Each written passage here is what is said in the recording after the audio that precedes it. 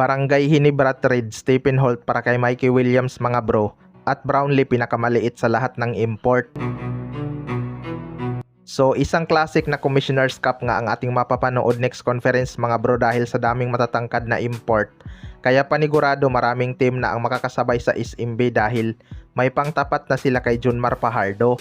Pero magiging alanganin talaga ang Barangay Hinebra ngayong conference dahil si Justin Brownlee nga ang pinakamaliit sa lahat ng import. Although hindi naman na ito bago sa atin dahil simula 2016, hindi na nga kumuha ng matangkad na import ang Barangay Hinebra. Kaya lang ibang storya na talaga ngayon mga bro. Wala na ngang Twin Tower ang Barangay Hinebra tapos nagkakaedad na rin si Justin Brownlee. Noon kasi lagi ngang may katandem si Japit Aguilar with Greg Slaughter at Christian Starnhardinger. Pero ngayon puro nga undersized big man ang kanyang mga backup. Minsan si Justin Brownlee pa nga ang nagsisintro dahil halos kasing tangkad niya lang naman ang ibang sintro ng Barangay Hinebra.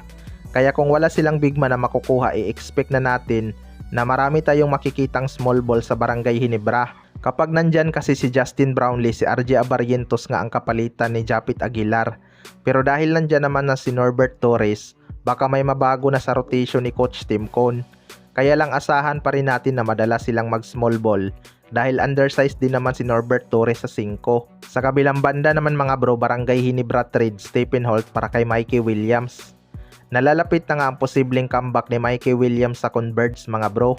Baka hindi na talaga makatiis si Mikey Williams na hindi makalaro, kaya baka papayag na ito sa offer ng Converge.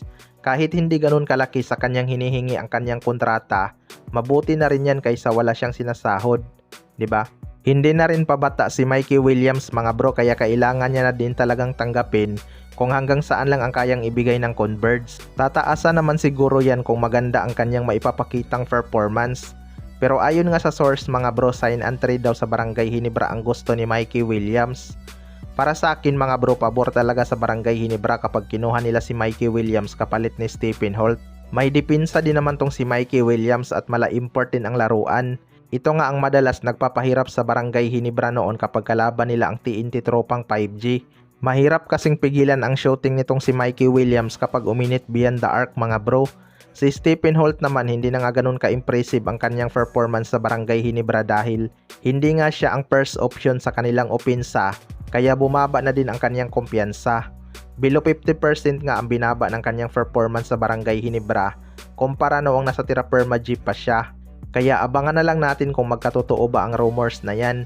Kayo mga bro, anong masasabi nyo tungkol dito?